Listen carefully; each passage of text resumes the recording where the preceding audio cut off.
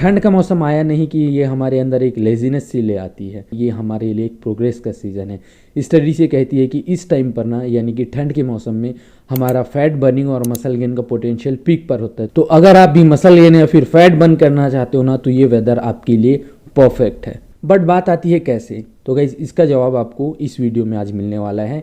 इस वीडियो में आज हम बात करेंगे scientifically proven hacks, winter specific tips और वो गाइडेंस जो न सिर्फ आपको मोटिवेट करेगी बल्कि ट्रांसफॉर्म भी करेगी। तो तैयार हो जाइए अपने फिटनेस जर्नी को एक अलग लेवल पर ले जाने के लिए। Hello and welcome guys, this is Prateek and you watching Fitness Beast. सबसे पहले समझते हैं कि ठंड के मौसम में फिटनेस पर फोकस करना इतना ज़रूरी क्यों है।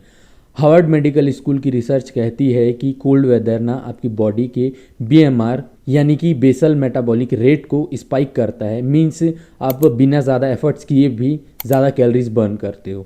ये कैसे होता है? जब टेम्परेचर लो होता है तो बॉडी अपनी को टेम्परेचर को मेंटेन करने के लिए एनर्जी का यूज़ करती है और इसका सीधा इफेक्ट पड़ता है आपके फैट बर्निंग प्रोसेस पर। सिर्फ इतना ही नहीं, कोल्ड एक्सपोजर की वजह से ब्राउन एडिपोज टिश्यू जो एक टाइप का गुड फैट होता है एक्टिव हो जाता है और ये एक्टिवली स्टोर्ड फैट को बर्न करता है। विंटर्स में आपकी बॉडी ना रिकवरी मोड पे होती है। कोल्ड टेम्परेचर इन्फ्लेमेशन को रिड्यूस करती है जो मसल सोरनेस और फटीग को कम करता है। अगर आप सही डाइट और वर्कआउट फॉलो करो ना तो आपका प्रोग्रेस डबल स्पीड पे हो सकता है। अब आती है विंटर की डाइट। NIH की एक रिपोर्ट के according winter specific food naturally nutrient dense होते हैं। मतलब जो सीजनल फ्रूट्स और वेजिटेबल हमें मिलते हैं ना, वो विटामिन्स और मिनरल से भरपूर होते हैं जो कि आपकी इम्यूनिटी और रिकवरी को सपोर्ट करते हैं।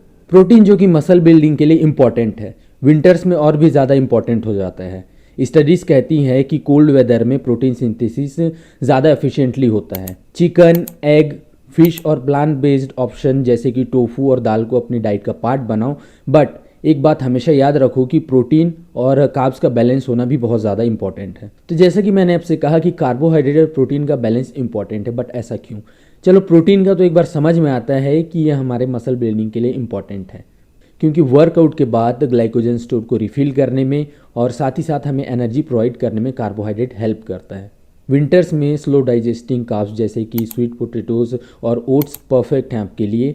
ये आपको सस्टेन एनर्जी भी देते हैं, साथ ही साथ आपको फैट गेन से भी बचाते हैं। अब बात करते हैं फैट्स की।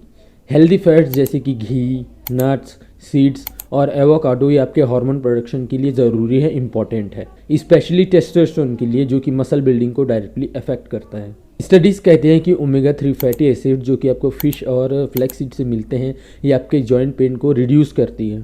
तो विंटर्स में वर्कआउट का सिलेक्शन अलग होना चाहिए। क्या आप जानते हो कोल्ड इन्वायरमेंट में हाई इंटेंसिटी ट्रेनिंग आपके फैट बर्निंग प्रोसेस को और ज़्यादा बूस्ट करती है। एक स्टडी के अकॉर्डिंग कोल्ड वेदर में बॉडी के थर्मोजेनेसिस प्रोसेस की वजह से ज़्यादा कैलोरीज बर्न होती है। विंटर्स में सबसे इफेक्टिव वर्कआउट्स है हैवी लिफ्टिंग और compound movements, squats, pullups, bench press.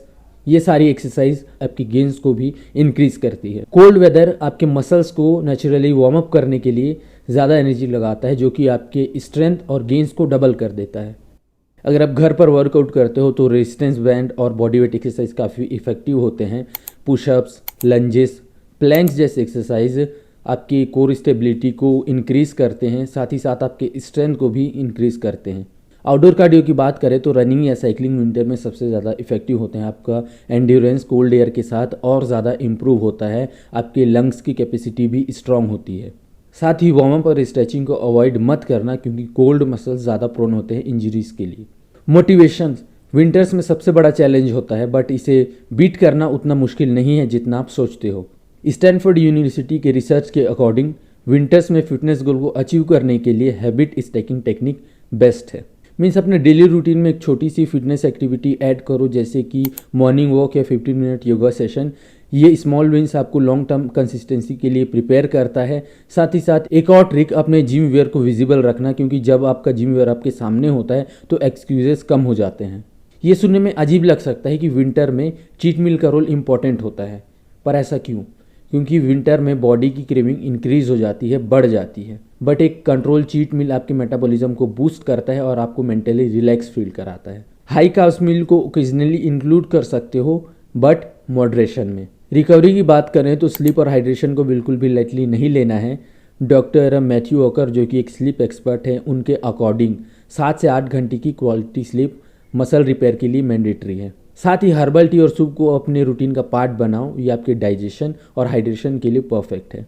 तो गाइज ये टिप्स तभी काम करेगी जब आप डिसीजन लोगे कि आप अपने हेल्थ के लिए कमिटेड हो। सर्दियाँ लेजी होने का टाइम नहीं है, बल्कि अपना एक बेस्ट वर्जन बनने का टाइम है, बेस्ट वर्जन बनने का परफेक्ट टाइम है। तो अगर आप इन टिप्स को फॉलो करते हो तो ना सिर्फ आप फिजिकली फिट रहोगे बल्कि मेंटली भी स्ट्रांग हो जाओगे। तो एक प्लान बनाओ जिसे आप रियलिस्टिकली फॉलो कर सकते हो। तो गाइज ये थी मेरी तरफ से विंटर फिटनेस की फुल गाइड। अगर आपको वीडियो अच्छी लगी तो वीडियो को लाइक और चैनल को सब्सक्राइब ज़रूर करना, और मुझे कमेंट्स में ज़रूर बताना कि आपका विंटर फेवरेट वर्कआउट या फूड कौन सा है। तो जल्दी ही मिलते दोस्तों अगले वीडियो में, तब तक के लिए स्टे फिट, स्टे हेल्दी।